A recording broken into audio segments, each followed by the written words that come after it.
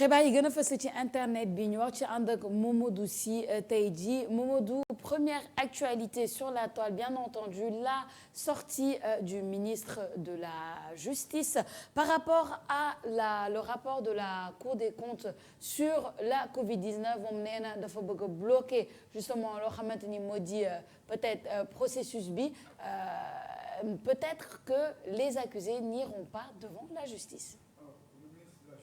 Ismaïla Madior Fall tente d'apporter, disons, un éclaircissement par rapport aux prérogatives de la Cour des comptes. Selon Ismaïla Madior Fall, la Cour a outrepassé ses prérogatives car selon lui, l'article 79 donc, de la loi organique sur la Cour des comptes dit que la Cour saisit la Chambre de discipline financière en référé pour les faits susceptibles d'être qualifiés de délits et de crimes.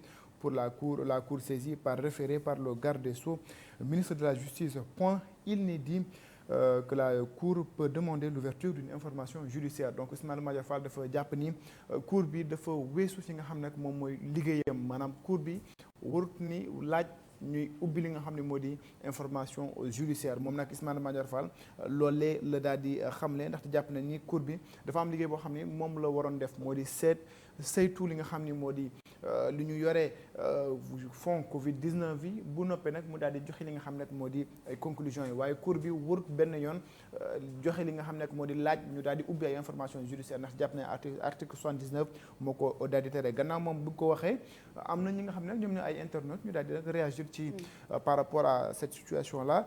dañuy njëkkee rek ki nga xam ne moom il est anonyme ndaxte joxewul turam. moom nee na le fast track c'est fini ou quoi, justice pour tous rek et vite comme vous avez fait avec Khalifa Sall, pas besoin de nous donner des cours de droit, mettez le turbo car il ne reste que 14 mois. Autre réaction c'est celle de Marley Bob. moom nee na la Cour des comptes a toujours existé. Ismaïla Madior Fall a raison de parler de procédure. La reddition des comptes sera bien faite dans cette affaire. Est-ce que les DAGE ou les ministres qui seront incriminés? Autre réaction mooy bi jàmbaar moom noonu la tudd nee na il ne faut surtout pas que la presse ou les politiciens mettent la pression sur la justice pour des règlements de compte. La procédure judiciaire doit suivre son cours normal et régulier. nee na l'opposition veut s'accrocher sur tout ce qui est rumeur ou des il paraît par désespoir parce qu'elle n'a aucune réplique sérieuse devant le gigantesque programme de développement de ce régime. C'est tout le problème et c'est la raison de toutes ces gesticulations. Il finit par un jaajëfati. Ismaël donné ici des infos moom noonu la tuddee boppam nee na les gens n'ont qu'à apporter des arguments de droit par rapport à ce que dit le ministre de la Justice Ismaïla Madior Fall. Quand les juristes vont dire le contraire, nous les juristes mais un peu d'intellect, nous pourrons apprécier ce que le ministre dit est important car presque personne ne l'a dit avant. Alors éclairez-nous s'il vous plaît sur le plan juridique. Silver Surfer, c'est une autre réaction. moom nee na au pays de la malgouvernance, la justice à deux vitesses aménage une porte de sortie à ces criminels lampistes, ce sont ces mots, et à leurs ministres complices. Si on demandait à tous les voleurs de rembourser, les prisons seraient moins peuplées. Le détournement de deniers publics devrait être incriminé. Ce régime est vraiment écœurant à tout point de vue. Et puis une autre réaction boo xam ne benn anonyme moo ko daal di def moom nee na ailleurs si on responsabilise des institutions, ils font leur travail avec professionnalisme, mais au Sénégal c'est très dangereux. Ils peuvent en profiter pour te combattre s'ils sont avec tes adversaires. C'est pourquoi moi je dis qu'un régime présidentiel fort est important pour la stabilité, tout en sachant que si on tombe sur un président mauvais, il y a des risques. Bref, c'est critique pour l'Afrique. Une autre réaction, Sophia, waa ji nee na les références textuelles du ministre ne sont pas les bonnes. moom jàpp na ni l'article 79 de la loi organique sur les cours des comptes concerne le contrôle juridictionnel, jugement de compte, un référé et communication adressée par le Premier ministre, premier président de la Cour des comptes à un ministre pour lui faire part des observations formulées par la Cour à l'issue d'un contrôle. Les recommandations contenues dans le rapport ne sont pas assimilées à un référé. Je ne pense pas que la Cour ait déposé une plainte. Un commentaire très technique. Alors beneen boo xam ne nag moom tamit amul tour, on va finir avec ça. nee na verbiage inutile. Monsieur le ministre, respectez les institutions. La Cour parle d'informations judiciaires en matière de détournement de deniers publics dépassant 1 million. Vous savez bien que c'est l'information judiciaire. Avant le mandat de dépôt obligatoire, le rapport de l'IGE à la base des poursuites contre Khalifa Abubakar Sall avait demandé l'ouverture d'une information judiciaire. Et alors, garde de Sceaux, tu ne t'étais jamais aussi épanché. Tes propos n'augurent rien de bon pour la suite de cette affaire.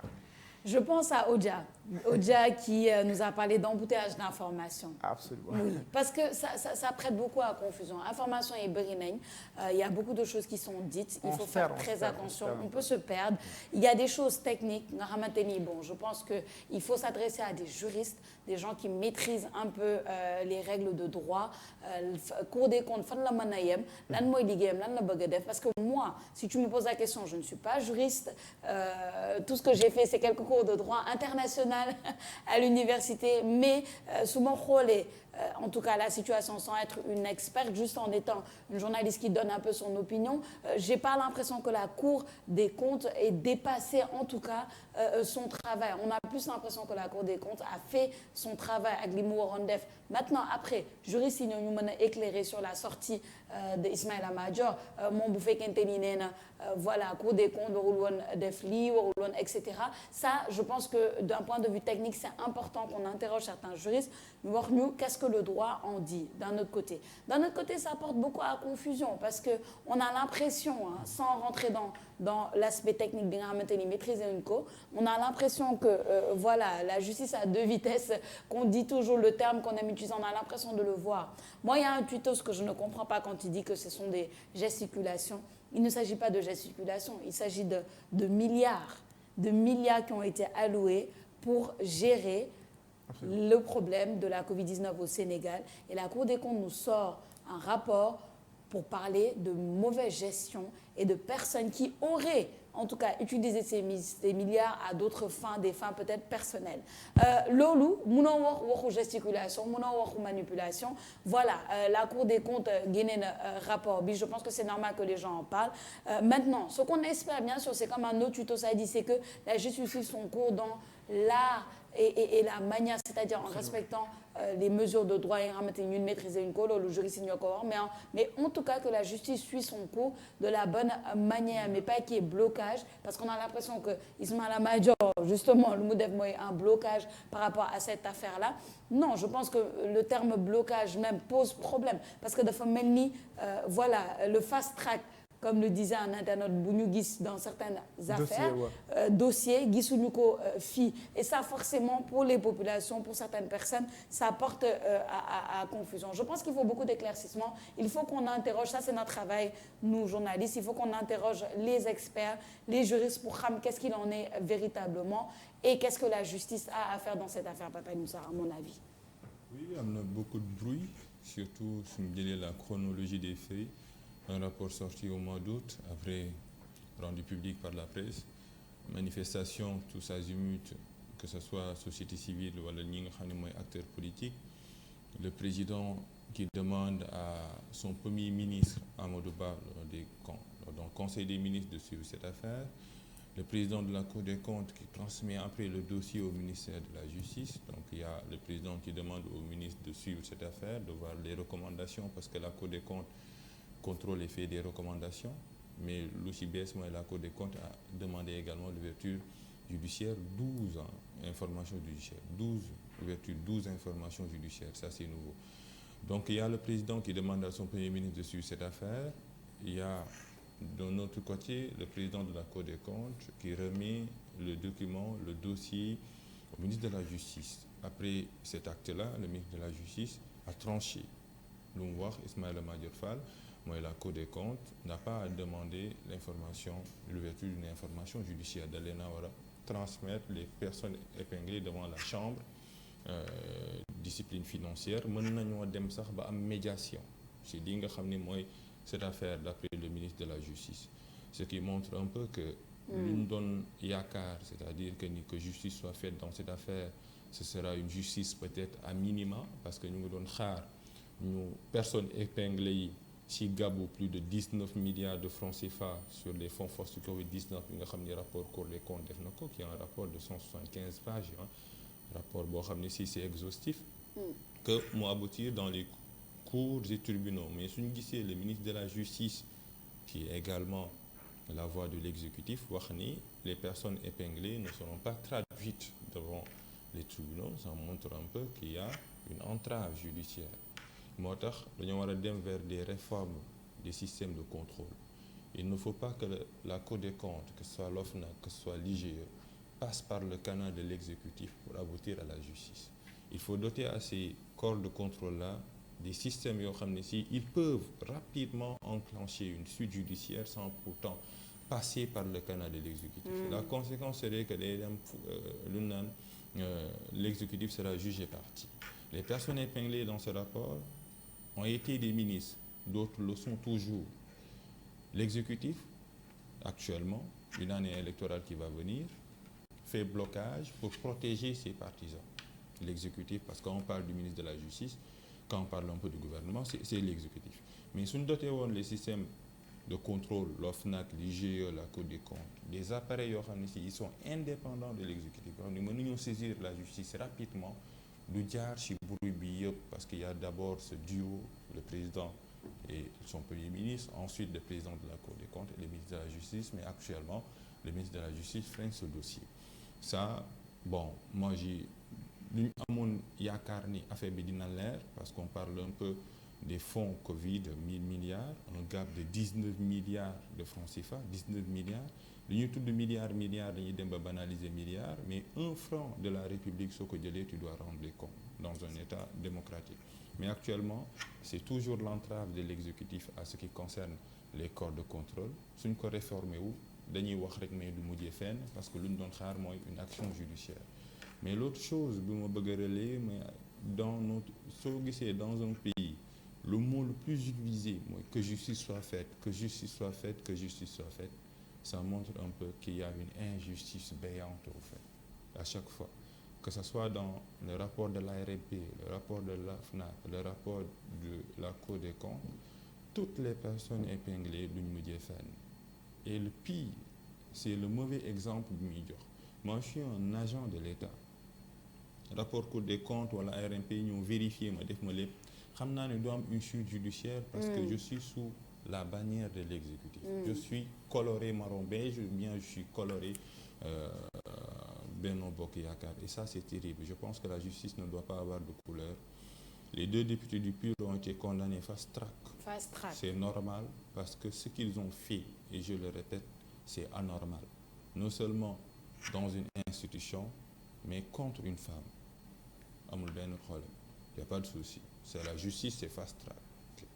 Mais dans le rapport de la Cour des comptes la justice c'est low track au fait c'est très très lente au fait te du mujjee fenn ce sentiment d'injustice là su ñëwee dans la population dañ naan justice c'est pour les faibles et ça c'est dangereux je pense c'est très dangereux et ça prête à confusion et ça amène ce problème que tu soulèves léegi nii moo di séparation des pouvoirs dëkk bu amul séparation des pouvoirs bu leer démocratie du fa mën a leew en fait c'est ça le problème et je pense que ça revient souvent pouvoir judiciaire dafa war a indépendant de pouvoir exécutif pour qu'il y ait une justice parce que sinon finalement kan mooy condamner ceux qui doivent être condamnés moi j'ai salué la condamnation fast track des deux députés pourquoi parce qu'il ne s'agit pas de être avec le pouvoir ou être avec l'opposition il y a des choses nga xamante ni c'est une question d'humanité c'est pas une question de pouvoir ou d'opposition c'est une question de justice humaine tout simplement ku def loo xamante ni waroo ko def au vu et su de tout le monde dañu la war a condamner on était sur ce plateau quand on demandait la condamnation de ces deux députés de l'opposition on n'a pas calculé ndax ñoom opposition lañ bokk wala ñoom pouvoir lañ bokk donc il faut que les gens aussi arrêtent et se rendent compte que justice soo waxee waxu justice amul pouvoir amul opposition amul fii laa bokk normalement en tout cas hein, c'est ce qu'il devrait y avoir mais bu fekkente ni on voit tout de suite un traitement fast track de ce problème-là et on voit des problèmes de oui non Cour des comptes warul def nii non est-ce que duñu indi médiation etc sur des agents de l'État ñi nga xamante ni ils sont accusés d'avoir volé des milliards aux populations sénégalaises il y a un problème qui se pose par rapport à là j'espère toujours moi personnellement que cette affaire sera réglée dans les règles de l'art, Mamadou Sy? Moi, je pense que la Cour ait le prérogative de pouvoir demander l'ouverture de l'information judiciaire am déet, là n'est pas la question bi mooy wala boog fu ñuy xaar état bu Sénégal tey mooy ñu fexe ba ñu indi ay leeral ci li nga xam ni manquement yi nga xam ne jot nañ ko souligner ci biir rapport Cour des comptes. Je pense que le ministre des Finances a parlé d'un gap de 6 milliards de francs CFA, mun na waxu 0,7% des 1000 milliards. C'est vrai que c'est 6 milliards de francs CFA d'après le ministre des Finances.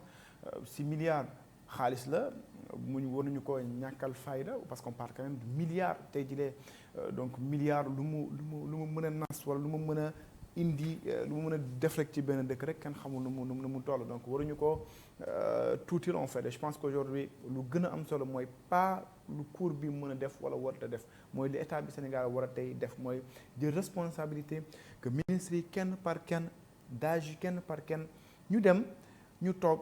Cour bi nee na lii argument contre argument que pour que ñu mën a éclairer la lanterne des Sénégalais. Parce qu'il faut que ñu xam ni que mobilisation exceptionnelle moo amoon. Am na ay Sénégalais yoo xam ne jël nañu ay millions def ci, am na ay Sénégalais yoo xam ne jël nañu ay milliards def ci, donc chèque donc def ci jox état bu Sénégal ne lii suñu participation la. Je pense que ces Sénégalais là aujourd'hui bu fekkee ni gis nañu que xaalis bi nga xam ni moom lañ dugaloon pour que ñu mën a jàppale état bu Sénégal par rapport à la gestion du Covid-19 que xaalis boobu détourné nañ ko, mais est-ce que ëllëg réewum Sénégal bu amaatee problème par exemple ñaanuñu ko yàlla, mais est-ce que Sénégal yi dinañ am confiance dénkaat seen alal tamit ñi nga xam ne ñoom ñooy jiite, parce que bu fekkee ni nii lay demee dina xaw a doy waar. Je pense qu'il faut rétablir le rapport de confiance entre citoyens ak ñi nga xam ne ñoom ñoo ŋànk li nga xam ne moo di nguur gi. Il est important qu'aujourd'hui que véritablement qu'on aille que fast track bi ñu mën ko ne continuer, on l'a fait avec les députés du PUR, et aujourd'hui nañu fexe ba convoquer ñi nga xam ni ñoom ñooy ministres yi ni ma wax rek argument par argument. Ministres yi ku ne génn na nee naa ni la Cour n'a pas pris en compte ceci cela. C'est le moment de toog ak Cour bi ne ko yow Cour nee nga ma defuma lii man de lii laa am, nga génne say kay toog ku nekk xam, donc après l'opinion va se faire une idée. Mais bu ñu nekkee nii on est dans un jeu de trouble. Dañuy foog ni que véritablement que le pouvoir en place tente de protéger ñi nga xam ne nag ñoom ñoo nekk ci moom, et c'est ça, c'est pas une très belle image. Protéger say semblables waaye ñeneen ñi buñ ñëw rek après on enchaîne, maanaam yàkkamti nga ñee def faute nga dal ci seen kaw, alors que de l'autre côté yow bu ñu defee faute tu essaies de te justifier. Du noonu la ñuy tenir pouvoir, du noonu la ñuy yore état. L'état doit être équidistant, maanaam dañuy war a méngale ñëpp yamale ñëpp. La justice doit être équidistante. Mais l'état du Sénégal d'abord, parce que ñi njëkk a wax ñëkkuñu ci justice mooy ñi njëkk a wax le ministre de la justice, il fait partie de l'état du Sénégal. Donc bu dee moom mu ngi jéem a wax yenn yi dafa war a fexe nag ba ñu mën a xam ni que Sénégalais yi ñëpp ñoo yam en fait, amul kii dafa nekk ci nguur, amul dafa nekk ci pouvoir, dafa nekk ci opposition. Ku def faute dañ laa war a sanctionner. Que également lu passe wax c'est assez important. Si aujourd'hui par exemple que Cour des comptes wala OFNAC wala IGE mënuñu dem tout droit vers la justice, il faut que ñu jaar ci exécutif yi, jaar ci président de la République. Bu ñu pondre un rapport également, il faut que ñu jox ko président. C'est le président moom mooy xool après def ko transmettre la justice. C'est un processus assez long. Il faudrait qu'on y aille vers ces réformes là, ñu jéem a xool véritablement naka la ñuy mën a def ba ñu gën a dooleel justice, parce que loolu moo ñuy arrangé en fait, que la justice elle doit être forte. Du ñu war a am justice boo xam ni bu taxaw bu dëgër, que nga nekk pouvoir nga nekk opposition, que ñu gis ni ñi nekk pouvoir bu ñu defee faute ñu ngi leen di sanctionner, que ñu gis ni ñi nekk opposition bu ñu defee faute ñu leen di sanctionner, que ñu gis ni que le Sénégalais lambda boo xam ni amul ndombal tànk du politicien bu defee faute ñu koy sanctionner. Là on mën nañu wax ci la séparation des pouvoirs, parce que suñu démocratie ci loolu la lalu, exécutif, législatif et judiciaire. Mais si aujourd'hui bu ñu tollee nii rek dañuy dem ba nekk am benn régime boo xam ni justice bi day takk trop, c'est trop collé à l'exécutif, et ça c'est vraiment pas bon. mais noonu en tout cas je pense que l'essentiel a été dit ñu bëri ñu ngi doon rafetlu que le président Macky Sall lors de son adresse à la nation avait adressé très tôt dans son discours li nga xamante ni moo di problème mu rapport de la Cour des comptes par rapport à la gestion de la Covid-19 on espère que comme il l'a dit le problème sera traité et bien traité. Alors on passe à beneen actualité sur la toile bi nga xamante ni ça fait le tour un peu des réseaux sociaux, l'état de santé de Pape Alé Niang qui semble encore une fois et encore plus critique. L'état de santé de Pape Alé Niang inquiète la coordination des associations de presse mais pas que ndax état de santé am itam ñi nga xam ne ñoom ñooy internautes yi ñoom itam naka dañ ci am tiitange bu doy waar ba tax na démb bu ñu yégee xibaar bi nga xam ni waa CAP siwal nañ ko waaye itam xibaar bi nga xam ni avocat Pape Alé Niang dañ nañ koy siwal internautes yu bëri daal di nag réagir par rapport à cette situation xam naa dañuy dem xool quelques tweets yoo xam ni internautes yi daal nañ ko bind dañ koy njëkkee Seydina Alioune Diallo moom nee na oui, on doit lutter, mais on ne doit pas refuser de s'alimenter en tant que musulman. Pour moi, sa vie est plus précieuse que ça. S'il meurt, on ne le souhaite pas. Le pays perdra un vaillant soldat.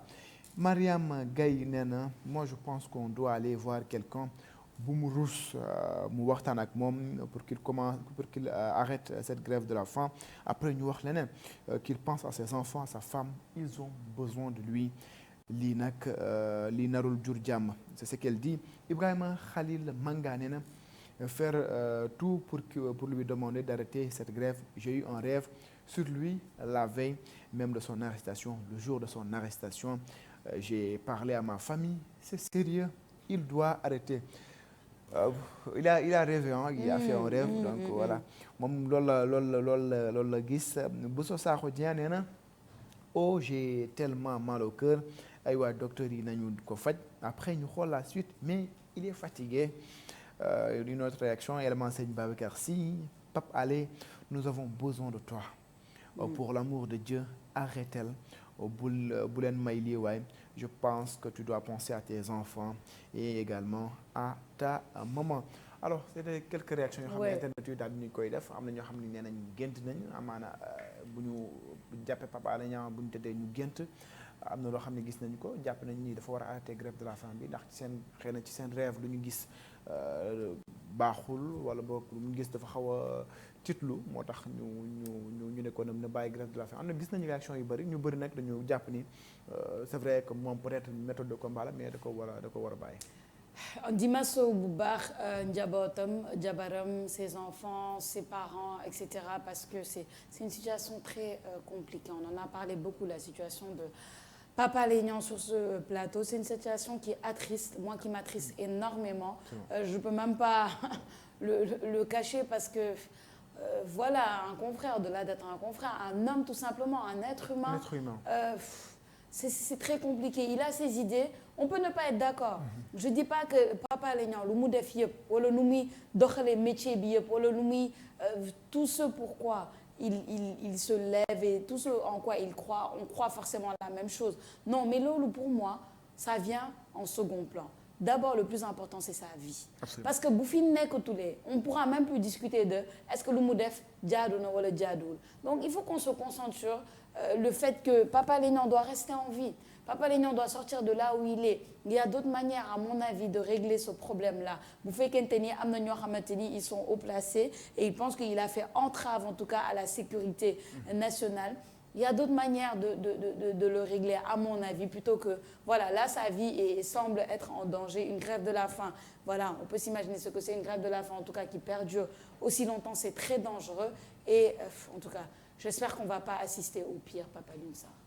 Oui, côté information, c'est entre le vrai et le faux. Le vrai, moi, l'avocat bi wax, maître Clédor Ly, ne Pape Alé Niang dafa def malaise démb aux environs de 16 heures. Transport nañ ko hôpital principal mu entamé li nga xam ni grève de la faim. Le faux mooy la photo qui circule sur les réseaux sociaux montrant un Pape Alé Niang. Également ça c'est faux. Ñu def attention aux fausses nouvelles. Forcément je le dis et je le répète, la place d'un journaliste c'est pas dans la prison mais dans les rédactions. D'abord deux choses, le combat pour sa libération Mais la chose la plus importante pour moi, c'est la prévention. Pape Alé Niang a plus besoin de conseils que de militants. C'est extrêmement important.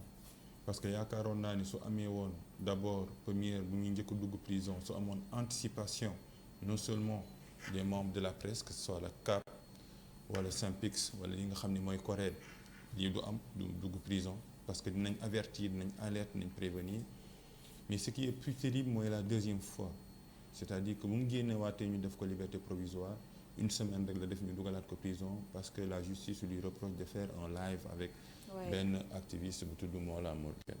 Il a plus besoin de conseils que de militants parce que yaakaar naa ni les proches ñi ko gën a jege les journalistes les syndicats wala les groupes yi nga xam ne ñoo nekk dans le milieu de la presse dañoo war a jouer le rôle de barrière entre les journalistes et la justice jouer mooy à chaque fois veiller su fekkee ni justice de la tere de la ñuy anticiper parce que actuellement dañuy réagir mais lu ñuy njëkk war a def mooy agir avant la réaction parler à Pape Alé Niang suñ xeexee ba mu génnaat parce que duggoon gars yi xeex ba mu génnaat mu duggaat instant bi nii son état de santé est délétère mais surtout wax ak moom parce que am na yoo xam ne si tamit yaakaar naa ni mën nga kaa def sans pourtant entraver à la justice sans pourtant dem ci prison wala nuire à la liberté d'information. Il y a beaucoup de journalistes qui traitent les informations qui sont sensibles, qui traitent les informations qui sont secret défense. Mais su fekkee ne da nga kaa jaarale ci la liberté d'information et les lois et règlements de l'information justice du mën ci yow dara. Tu seras lu naan une menace pour l'injustice et un bienfait pour la justice et surtout pour la liberté. Il a besoin de conseils, il a besoin des gens qui s'interceptent entre lui et la justice. Mooy CORED mooy CAP mooy Synpics c'est pas que dañ koy dugal prison ba pare ñu ñëpp ñu génnaat dans la rue defar conférence de presse il faut anticiper la prévention moo gën a ëpp solo ñu dugal ko ku ne di naan nañ ko génnee mais suñ ko génnee aussi nañ jouer le rôle de barrière nañ jouer le rôle de prévention nañ waxtaan ak moom ci loo xam ne si yoon may na ko ak yoon mayu ko dina tax ba duñ dugg ci lii on est une société de réaction dañuy réagir mais pourquoi ne pas anticiper. Pourtant, il y a tellement d'anciens qui sont là, d'expérimentés en termes de justice, en termes d'information, en termes de journalisme. Il y a tellement de groupes de presse, groupes syndicats qui regroupent des journalistes. Le rôle d'anticipation et de prévention, suñ ko joué woon lii yëpp duñ fi fekk. Pape Alé Niang instant bi mu ngi ko doon fekk ci rédaction Dakar ci site Dakar Matin muy def son rôle de journaliste. Le journaliste doit avoir des sources même au palais présidentiel, tout dépend un peu du traitement. Et surtout le traitement qui est collectif parce qu'on le partage. Le rôle de prévention est plus important que le rôle de secours, d'aide, de soutien, mais le conseil. Le conseil bu fekkoon ni Pape Alé Niang la conseil de ses pairs à un autre père, conseil de ses avocats à un journaliste. Et ça c'est important, mën ngaa def ton rôle sans pourtant justice intercepter la. Non, tu veilles à la justice en donnant l'information. Et ça, c'est important. Arrêtons de réagir et anticipons, c'est mieux. C'est un débat à voir, li nga wax dafa am solo Papa Alioune Sarr. Pourquoi? Parce que voilà, le traitement de l'information, comment traiter surtout des informations sensibles un peu partout, c'est quelque chose, il faut qu'on le revoie dans le métier, il faut l'apprendre et s'assurer que c'est respecté par tous les journalistes pour justement, comme tu dis, prévenir pour lii bañ a amaat ci dëkk bi parce que lii warul am en fait à mon avis ça doit pas se passer. Il y a des gens, comme tu dis, il y a des instances qui ont un rôle à jouer pour empêcher que ce genre de choses et je suis d'accord avec toi quand tu dis que il a plus besoin de conseils qu'autre chose.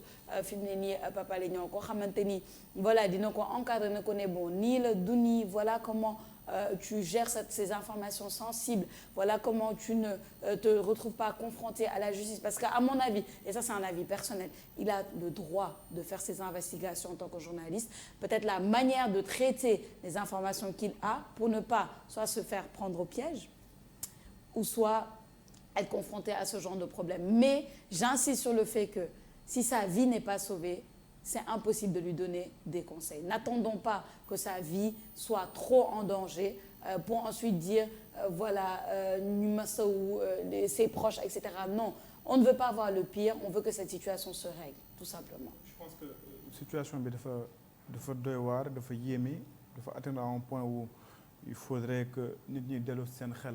Il faudrait également que Pape Alé Niang ci boppam delloo xelam. C'est vrai dafa nekk peut-être dans une logique de défense moom nii la jàppee nii lii mooy méthode am mais gëm naa ni am na nit am na fu muy toll da ngay fàtte sa bopp da ngay fàtte sa bopp xalaat ñi nga xam ni ñoo nekk sa ginnaaw. Il y a ses enfants, il y a sa femme, il y a toute une famille boo xam ne ñoo ngi ci ginnaawam. am na aussi nit ñoo xam ni ay soppeem lañu. am na nit ñoo xam ni ñoo bokk corporation c'est des journalistes yoo xam ni ay xaritam lañ ay andi jaamam lañ donc nit am na fu muy toll da ngay bàyyi lenn pour lenn maam da ngay bàyyi li nga xam ne moom nga jàpp pour ñeneen ñi nga xam ne donc tu t'oublies en fait. Je pense que Pape Alé c'est la meilleure façon de faire. Il doit s'oublier à un moment donné. C'est vrai que peut-être moom il n'est pas d'accord ak li ñu ko teg ci kawam. On est tous d'accord, il est libre de ne pas être d'accord, mais war nañu fexe véritablement ba mu xoolaat bu baax a baax li muy def mu gën a xalaataat ci ñi nga xam ni ñoom ñooy ay xaritam ñoom ñooy famille am surtout ses enfants parce que aujourd'hui gëm naa ni doomam yi ils ont plus besoin d'un père qui est en vie, donc père boo xam ni mu ngi fii mën nañ ko sax amaana gis que papa boo xam ni nekkut fii waaye mënu ko donc je pense que vraiment jot na ñu jéem a wax ak moom sur tous les plans jot na nag waa CAP wala waa SYNPICS wala kii ñu jéem a wax ak moom ba ñu xool méthode bi nga xam ne moom la adopté mais au-delà de ça également que la justice véritablement puisse également faire li nga xam ne moom mooy rôle am ñu jéem a xool dans ce dossier là ñu diligenté ko au plus vite parce que placer nit ki en détention alors que yóbboo ko jugement moom xamul lu koy xaar loolu aussi métti na donc dañ ko war a yóbbu peut-être ñu xool li nga xam ne moom lañ ko toppee bu dee loolu am na ñu xool liñ ci def bu dee amul ñu bàyyi ko mu daal di ñibbi këram. Faut pas le placer en détention provisoire rek mu nekk prison di fa nekk di xaar loo xam ni xamul kañ lay ñëw. Il faut agir vraiment, pour que mu mën a génn dans cette situation-là. Cette situation elle est très très très très difficile. Et je pense que la précision ba passe def ci photo bi c'est assez important. Oui, bien sûr. Partager une image boo xam ni malheureusement reprise l'image est reprise par beaucoup de médias et loolu tamit day wane ni aussi à un moment donné il faut que ñu def plus de rigueur dans notre travail. Il faut pas qu'on nous balance certaines choses après ñu koy partager ñu koy dugal non seulement sax même bu nekkoon dëgg image boobu kenn waru ko partager am na ay sensibilité yoo xam ni journaliste da ko war a bañ mais ñun malheureusement on est trop dans le sensationnel en fait ñun da ngay gis loo xam ne nit ko waru ko partager même loolu la ñuy gën a partager en réalité ñun war nañu am esprit boo xam ni dañu war a xam ne lii dañ ko war a dugal lii waruñu ko dugal foofu la ñuy war a toll le public a droit à l'information mais am na yenn yoo xam ni public bi waru koo mën a gis donc il faudrait également que ñu def plus de rigueur dans le cadre de traitement de l'information bi ñu def ñu gën a xoolaat suñu métier et vraiment ñu gën a wax ak ni ki nga xam ne moo di Pape Alé Niang parce que sa vie est précieuse donc nit ki balaa nga engagé benn combat boo bëggee nekk ci combat il faut nga dund ba pare doog def combat bi. C'est ça. boo nekkul en vie je pense pas que nga mën a mener combat bi. C'est sûr. Bon après oui, on ne peut échapper avec l'avènement des réseaux sociaux. C'est pour ça que la précision est importante à faire attention aux fausses informations et au sensationnalisme. Surtout nous, suñu réélé information, on fait très attention à ça. Après c'est toujours très difficile de demander à quelqu'un qui a des convictions de peut-être mettre de côté ses convictions pour se sauver lui-même. Il y a des gens, il y a des gens qui sont prêts à mourir pour leurs convictions, même si nous, ce qu'on veut en ce moment, c'est surtout sauver la vie de Pape Alé Niang pour ensuite pouvoir continuer le combat. Il faut s'oublier souvent. Il faut s'oublier des fois, c'est important. Bon. Mamadou Sy maa ngi lay gërëm di la sant bu baax ci li gën a fës ci internet bi amoon na solo. sant la gërëm la. On se retrouve dans quelques instants. Inch'Allah rabbi. C'est ça. Papa Nsar, à tout à l'heure. À tout à l'heure. À tout à l'heure, chers téléspectateurs. On va se retrouver juste après cette petite pause pour les informations en wolof présentées par Mamadou Sy. li gën a fës ci xëtu yëglekaay yi tamit Baba Ndiaye dina ko indi fii ci plateau bi ñu jeexale suñu matinale tey avec l'heure des profs waxtaanee l'année 2023 comme une année préélectorale. Les prévisions du professeur